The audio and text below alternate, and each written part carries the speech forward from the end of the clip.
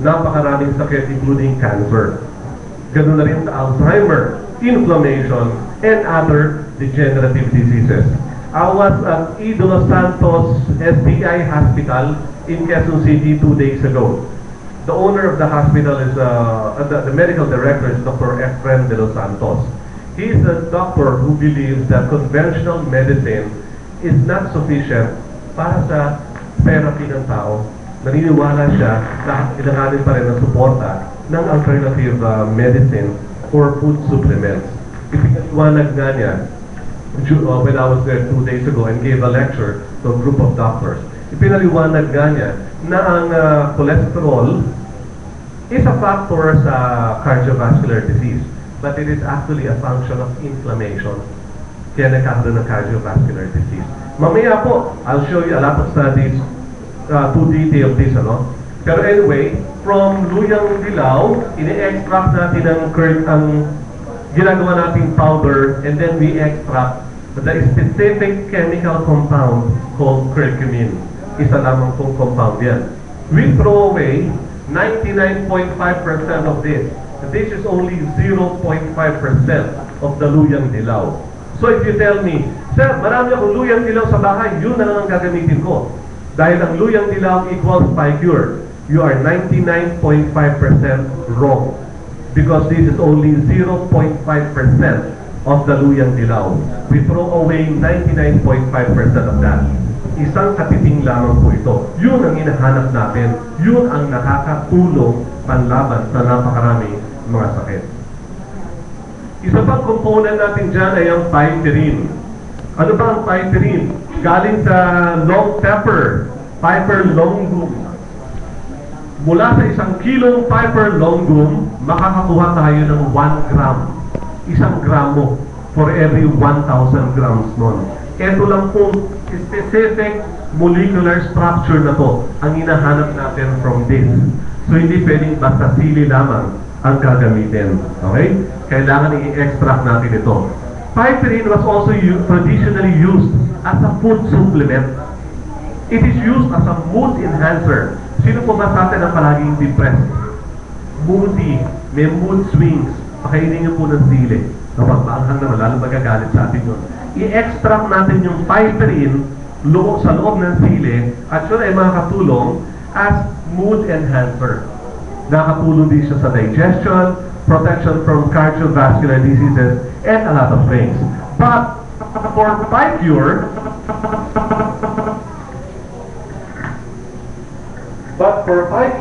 we are not using piperine as a food supplement. We are using piperine as a bioavailability enhancer. Ano po ibig sabihin nun? Remember, I told you, mahigit 4,000 clinical studies na on curcumin. Di ba pa? Na pinakita doon kung paano yan nakakatulong sa panlaban sa iba't ibang sakit. Ang mga scientists po na nag-research niyan, may isang major problem. It is the bioavailability of curcumin. Meaning, nakakatulong ang curcumin panlaban sa sakit mo at sa sakit mo. Ang problema, hindi basta na-absorb ng katawan natin ang curcumin. Ang solusyon, hinaluan natin ng piperine. By adding 1 gram, 1 gramo ng piperine, na-i-enhance natin, 1 milligram, 1 milligram, 1,000 of a gram, by adding 1,000 of a gram ng piperine, na-i-enhance natin ang absorption ng curcumin by 100%. So we add 10 milligrams of piperine, so the body can absorb the curcumin 10 times better. So yung resulta po na makukuha by using Picure is 10 times more than the results na ipapakita ko sa inyo mamaya sa mga studies na ginawa using curcumin alone. Ngayon, ito po isang importanteng bagay. Tinatawag natin na ORAC value. Sino po ba sa atin nakadinig na dito ng ORAC value? Oxygen Radical Absorbance Capacity. Sino nakadinig na ng free radicals? Meron din nakadinig yung free radicals na. Free radicals. Ano ba yung free radicals? Libre. O mga radikal. Mga radikal na libre, hindi nagpapabayad. Toxin sa katawan po ito. Nakukuha yan sa pollution, nakukuha sa maduming pagkain, nakukuha sa stress. Halimbawa po, ikaw ay natanggal sa trabaho, mag-i-stress ka. Your body will produce a lot of free radicals and you will get sick. Kumain ka na hindi tama, you will absorb free radicals and you will get sick. Nagpunta ka sa Manila, saan ka thermal pollution, naglakad-lakad ka sa EDSA, ma-inhale mo yung mga usok doon, yung mga tingga, yung lead in the atmosphere. That is a lot of free radicals sa katawan natin at magkakasakit ka. Para malabanan ng mga free radicals na yan, kailangan natin ng antioxidant para labanan ng free radicals. Ang antioxidant may unit of measure. Ang unit of measure ng antioxidant is ORAC value. The higher the ORAC, the better ang antioxidant mo. Okay? So halimbawa na lamang po, ang apple, ang kanyang antioxidant value or ORAC value is 207. Sabi nila dati, an apple a day keeps the doctor away. Eh ang bawang, 5,000 ORAC value. Ano na ngayon mas gusto nyo kainin? Apple o bawang? Bawang, di ba? 25 times better, di ba? O, kaya lang hindi lang doctor away mawawala dyan, pati office mates nyo away, car nyo ka, araw-araw nililiyan daw, o grabe, sarap o. Di ba? 5,000 ORAC value. Eh, ang Time Pure, the effective ORAC value is 1.5 million. Katumbas ng 2 truck ng mansanas. Yun ang kanyang ability to fight free radicals. Ano gusto nyo ngayon? Apple a day, a garlic a day, or 5 Pure a day? That's good. Now, this same 5 Pure can be found on Moringa Pure Plus. Diba? The same amount of 5 Pure here is the same amount of 5 Pure in Moringa Pure Plus. So, ipag-usapan natin ngayon yung isa pang component niyan, which is yung Moringa oleifera, no? Pero before that, ipapaliwanag ko sa inyo ang isang napakagaling na natutulungan ng 5 Pure. As I showed you earlier, several studies showing the positive effect of curcumin panlaban sa cancer. Just to show you some lines about cancer, no? It is the second leading cause of death in the world today. What is the leading cause of death ngayon? Second na yan. What is the first? Cardiovascular disease. Sad to say, 1 out of 3 people in the world will die from a cardiovascular-related disease. Sa 30 tao, 10 dyan mamamatay sa cardiovascular disease.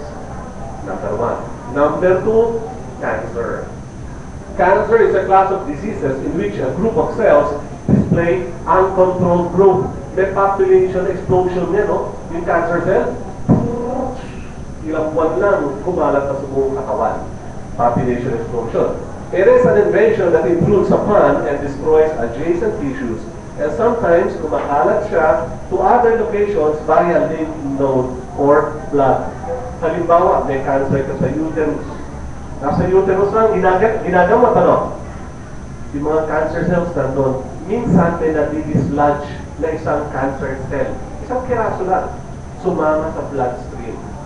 Eh dahil manipis yung blood vessel, namamatay sila doon. Uy, safe ka pa rin, cancer of the uterus ka pa rin. Eh sa dami nung nadidislodge, minsan may isang nakasurvive at dumikit sa iyong stomach. Meron ka ng stomach cancer. Napano? Pero anong klaseng cancer yan? Hindi siya strain ng stomach cancer, kundi it's the same treatment sa uterus cancer mo na gagamitin sa cancer of the stomach dahil ang kanyang strain ay galing sa uterus. Ang mabigat niyan kapag yung strain na yun ay umabot na sa lungs. Kapag umabot na yun sa lungs, madali na siyang mag-broadcast all throughout the body. Nag-metastasis na siya. Okay? So, cancer has killed over 7.9 million people in 2007 alone. Napakarami, no? Factors of cancer. Bakit nagkaka-cancer? Number 1 cause, paninigarilyo. Okay? Paninigarilyo, number 1 cause of cancer. Isang sigarilyo nagpo-produce ng 2,000 carcinogens or 2,000 cancer-causing substances every time naninigarilyo. Diet and obesity. Infection, maaaring mag-cause ng cancer. Like, yung mga ulcer, maaaring mag-cause ng cancer yan. Kung nag-infect na yun at hindi gumaling. Radiation, katulad nung sana nag-radiation recently? Nag-Japan, correct. And then, stress, maaaring magka-cancer yan. Isang tao na diagnose siya, may initial stage of cancer. Na-stress na todo-todo, nagulong sa kwarto. After 2 months, patay na. Hindi yung original na cancer ang nakamatay sa kanya. Na-stress siya at na-aggravate ang kanyang cancer. Eh paano kung good mood sana siya, nilabanan niya yung kanyang sakit, maaaring hanggang ngayon, masaya pa rin sana siya, di ba? Maaaring hanggang ngayon, buhay pa rin siya.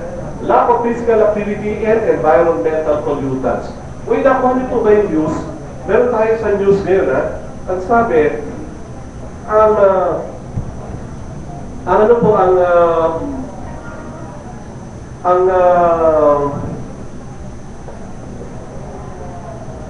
ang panunood ng TV, every 2 hours na nanonood ng TV increases the risk of diabetes by around 18 to 20%. Napapuli niyo yun? Walang kinalaman yung TV doon, ha? Pero yung nakaupo kayo sa harap ng TV ng 2 oras, hindi kayo masyadong gumagalaw, di ba? At habang nanonood, minsan merienda, increases the risk of diabetes by 18 to 20%. Ini-increase din ang chances of cardiovascular disease by 13%. Eh paano kung maraming telenovela ang pinapanood mo? Ano oras pa nagsisimula? TV, ang TV, alas 7, alas 6:30. Ano oras natatapos sa telenovela? Alas 3. So mga 4 na oras.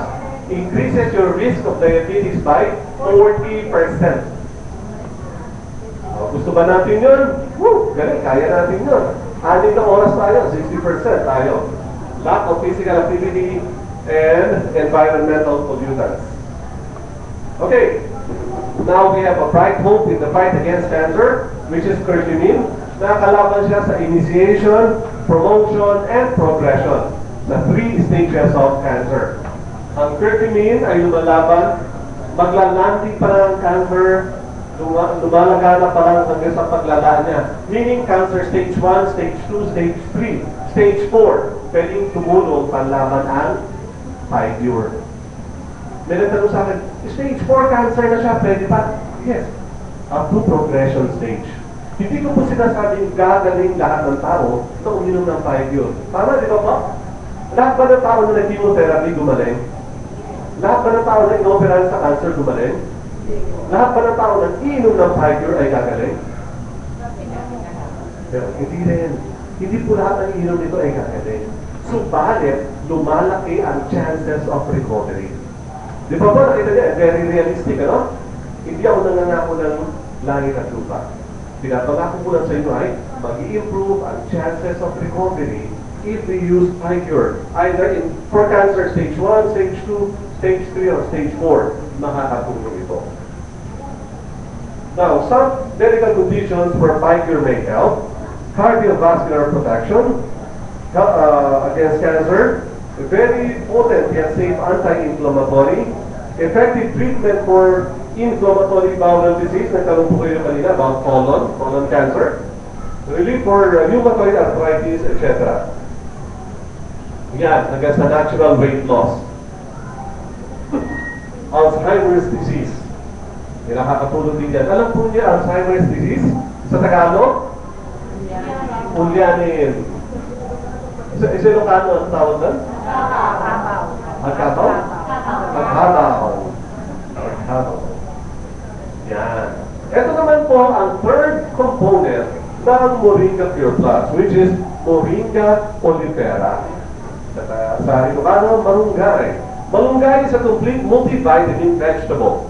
It is rich in vitamins, minerals, proteins, essential amino acids, and phytonutrients which aid the immune system. It provides nourishment to the eyes and brain, strengthens the